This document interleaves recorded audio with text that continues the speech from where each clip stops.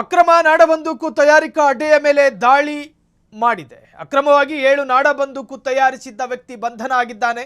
ಶಿವಮೊಗ್ಗದ ಶಿಕಾರಿಪುರ ತಾಲೂಕು ಭದ್ರಾಪುರ ಗ್ರಾಮದಲ್ಲಿ ಘಟನೆ ನಡೆದಿದ್ದು, ಕಾರ್ಪೆಂಟರ್ ಕೆಲಸ ಮಾಡುತ್ತಿದ್ದ ಲಕ್ಷ್ಮಣಪ್ಪ ಎಂಬಾತ ಬಂಧಿತ ಆರೋಪಿ. ಅಕ್ರಮ ದೇಸಿ ಬಂದೂಕು ತಯಾರಿಕಾ ಅಡ್ಡೆಯ ಮೇಲೆ ದಾಳಿ ಮಾಡಲಾಗಿದೆ. ಅಕ್ರಮವಾಗಿ 7 ನಾಡಬಂದೂಕು ತಯಾರಿಸಿದ್ದ ವ್ಯಕ್ತಿಯ ಬಂಧನ ಆಗಿದೆ.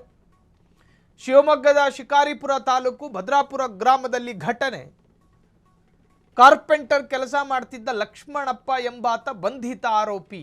ನಾಡಬಂದೂಕು ತಯಾರಿಸುತ್ತಿದ್ದಂತೆ. ಬಿಡುವಿನ ವೇಳೆಯಲ್ಲಿ ಬಂದೂಕುಗಳನ್ನು ತಯಾರಿಸುತ್ತಿದ್ದ ಆರೋಪಿ ಅಂದರೆ ಪಾರ್ಟ್ ಟೈಮರು. ಸಿಂಗಲ್ ಬ್ಯಾರೆಲ್ನ 7 ಬಂದೂಕುಗಳನ್ನು ತಯಾರು ಮಾಡ್ತಿದ್ದಂತೆ. ಅಲ್ಲಯ್ಯ, ಮನೆ ಹಿತ್ತಲು ಭಾಗದಲ್ಲಿ ಒಂದು ಶೆಡ್ ಮಾಡಕೊಂಡು ಬಂದೂಕು ತಯಾರಿಸೋದಕ್ಕೆ ಸುಗ್ಗಿ ಜಾತ್ರೆಗೆ ಕೊಂಡೊಯ್ಯುವ ಪ್ಲಾಸ್ಟಿಕ್ ಬಂದೂಕಲ್ಲ ಅದು.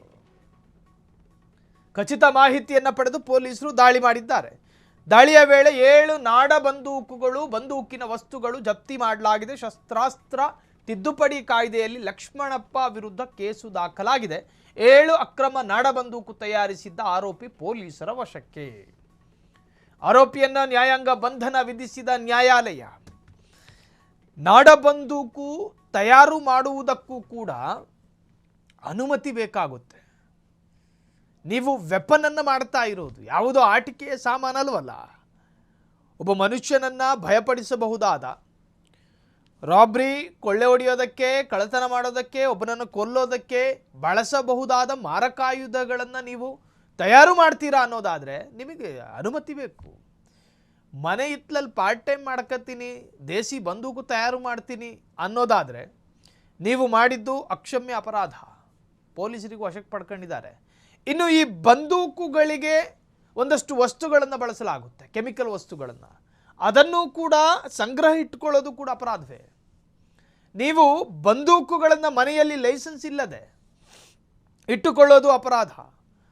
ಮಂಗನನ್ನು ಓಡಿಸೋದಕ್ಕೆ ಒಂದಷ್ಟು ಬಂದೂಕುಗಳಿರ್ತವೆ, ಅದಕ್ಕೂ ಒಂದಷ್ಟು ನಿಮಗೆ ಪ್ರತ್ಯೇಕ ದಾಖಲೆಗಳು ಸಿಗ್ತವೆ. ದಾಖಲೆಗಳು ನೀವು ಇಟ್ಕೊಂಡಿರಬೇಕು. ನಾವು 3 ಎಕರೆ ಕೃಷಿ ಭೂಮಿಯನ್ನು ಹೊಂದಿದ್ದೇವೆ, ಇಲ್ಲಿ ಮುಳ್ಳುಹಂದಿಗಳ ಕಾಟ ಜಾಸ್ತಿ ಇದೆ, ಹಾಗಾಗಿ ಅದನ್ನು ಓಡಿಸೋದಕ್ಕಾಗಿ ಬಂದೂಕು ಇಟ್ಕೊಂಡಿದ್ದೀವಿ ಅನ್ನೋ ಕೃಷಿ ಇಲಾಖೆಯ ದಾಖಲೆ ನಿಮ್ಮ ಬಳಿ ಇರಬೇಕು. ಏನೂ ಇಲ್ಲ, ನೀವು ಊರಿನ ಪಟೇಲರು ಅನ್ನೋ ಕಾರಣಕ್ಕೆ ಇಷ್ಟು ಉದ್ದದ ಬಂದೂಕುಗಳನ್ನು ಇಟ್ಕೊಳ್ಳೋಕ್ಕಾಗಲ್ಲ, ಕಾನೂನು ಅವಕಾಶ ಕೊಡೋದಿಲ್ಲ. ಈಗ ಕಾರ್ಪೆಂಟರ್ ಕೆಲಸ ಮಾಡ್ತಿದ್ದ ಲಕ್ಷ್ಮಣಪ್ಪ ಎಂಬಾತ ಬಂಧಿತ ಆರೋಪಿ. ಬಿಡುವಿನ ವೇಳೆಯಲ್ಲಿ ಬಂದೂಕುಗಳನ್ನು ತಯಾರಿಸ್ತಿದ್ದ ಆರೋಪಿ. ಸಿಂಗಲ್ ಬ್ಯಾರೆಲ್ 7 ಬಂದೂಕುಗಳನ್ನು ತಯಾರು ಮಾಡಿದ್ದ. ಮನೆಯ ಪಕ್ಕದ ಹಳೆ ಮನೆಯಲ್ಲಿ ಬಂದೂಕು ತಯಾರಿಸ್ತಿದ್ದ ಲಕ್ಷ್ಮಣಪ್ಪ. ಖಚಿತ ಮಾಹಿತಿ ಪಡೆದು ದಾಳಿ ಮಾಡಿದ ಶಿಕಾರಿಪುರ ಪೊಲೀಸರು. ಇನ್ನು ದಾಳಿಯ ವೇಳೆ 7 ನಾಡ ಬಂದೂಕುಗಳು, ಬಂದೂಕಿನ ವಸ್ತುಗಳು ಜಪ್ತಿ ಮಾಡಲಾಗಿದೆ. ಶಸ್ತ್ರಾಸ್ತ್ರ ತಿದ್ದುಪಡಿ ಕಾಯ್ದೆಯಲ್ಲಿ ಲಕ್ಷ್ಮಣಪ್ಪ ವಿರುದ್ಧ ಕೇಸು ದಾಖಲಾಗಿದ್ದು, 7 ಅಕ್ರಮ ನಾಡಬಂದೂಕು ತಯಾರಿಸಿದ್ದ ಆರೋಪಿ ಪೊಲೀಸರ ವಶದಲ್ಲಿದ್ದಾನೆ. ಒಟ್ಟಾರೆ ಕಾನೂನು ಸುಳಿಯಲ್ಲಿ ಒದ್ದಾಡ್ತಾ ಇದ್ದಾನೆ ಲಕ್ಷ್ಮಣಪ್ಪ. ಕ್ಷಣ ಕ್ಷಣದ ಸುದ್ದಿಗಳಿಗಾಗಿ ಫ್ರೀಡಂ ಟಿವಿ ಸಬ್ಸ್ಕ್ರೈಬ್ ಮಾಡಿ, ಲೈಕ್ ಮಾಡಿ ಹಾಗೂ ಫಾಲೋ ಮಾಡಿ.